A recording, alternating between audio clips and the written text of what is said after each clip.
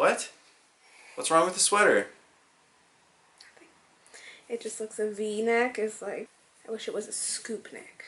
You really looking for another shirt? Yeah. What about this plain gray one? Oh, it's too wrinkly.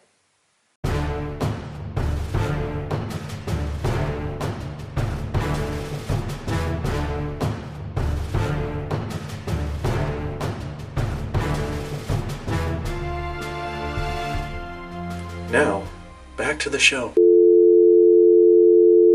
Welcome back with my second shirt of the day, because my first one wasn't good enough.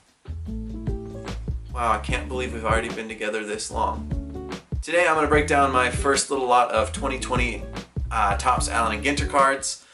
This is definitely a line I'm going to keep collecting in. It looks really nice, and I think they're the only ones I may be able to smuggle into the house now, because my girlfriend thinks they're pretty because they look painted. Am I out of frame? No. I'm in frame? I go lower. I can still see your back. I can still see it. I can't get out of frame. How big am I? Edgar Martinez. First card, I had to get my Mariners fix. Greatest designated hitter of all time. Take that, people of Boston. Obviously I had to get my Edgar card because I love him with all of my heart. That was weird. I'll be breaking down Edgar Martinez in another video I'm working on about DHs and the future of the DH as it goes in historical context, Hall of Fame, and just overall being cool. Alright, my next two cards, unfortunately two legends of the game who passed away in the last couple of months. Top 3 to 5 players at their respective positions and in the grand scheme of all time.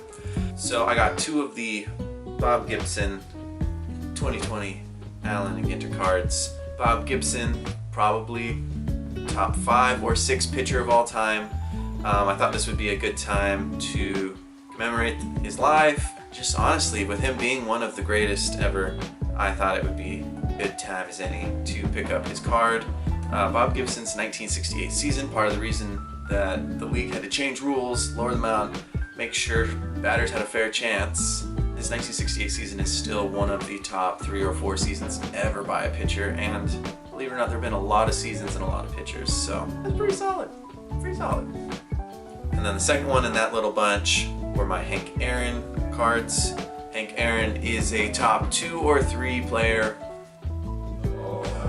Almost 4,000 hits. The truest home run king to some. We'll get to that in a later video also. So both these players started their careers in the 1950s. Jackie Robinson had already broken the color barrier in baseball. That didn't mean everything was magically better. Both of these players really faced discrimination throughout their entire career, and especially watching a lot of stuff about Hank Aaron, he was getting death threats through the entirety of his career, especially as he got closer to Babe Ruth's home run record. But through all the hate and racism that both of these players experienced throughout their entire careers, they still ended up becoming two of the greatest players who will have ever played the game.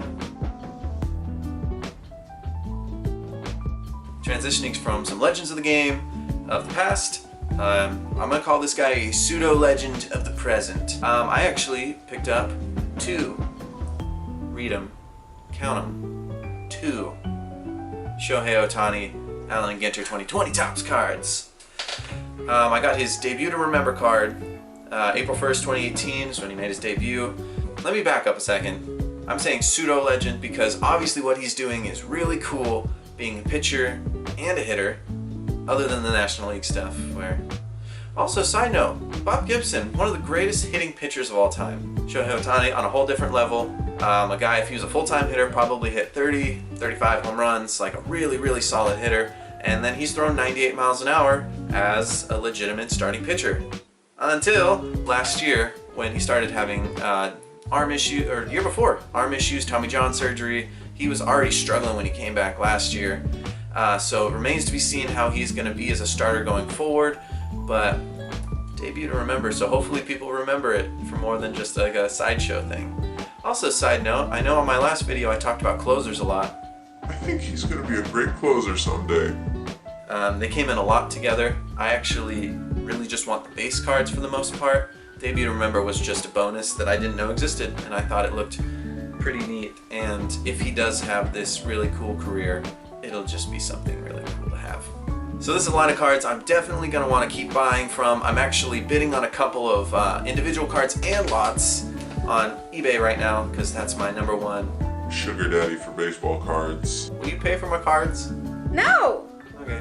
Last card I have for this little bunch. Again, gonna have more of these. I got 2 Justin Dunn rookie cards.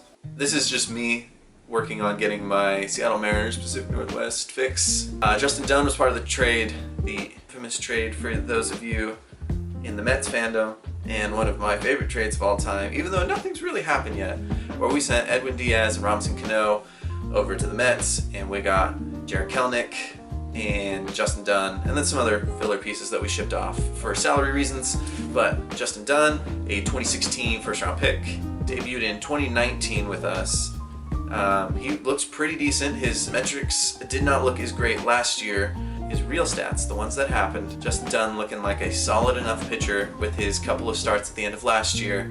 He is going to get the opportunity to be the 5th or 6th starter this year because the Mariners are doing a 6-man rotation, which I don't know how I feel about it. That's fine. Everything's fine in Seattle. Nothing bad has happened. Definitely on the player side, so I'm hoping to see Kelenic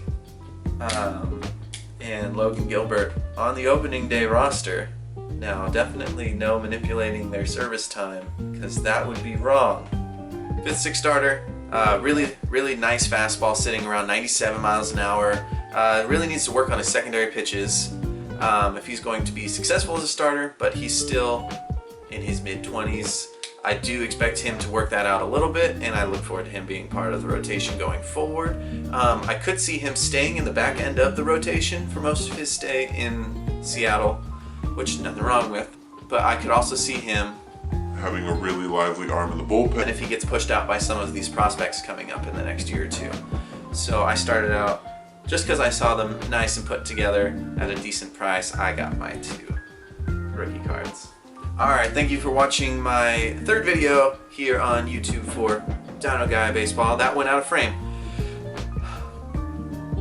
Dino Guy Baseball. Hopefully I can put that in on that spot.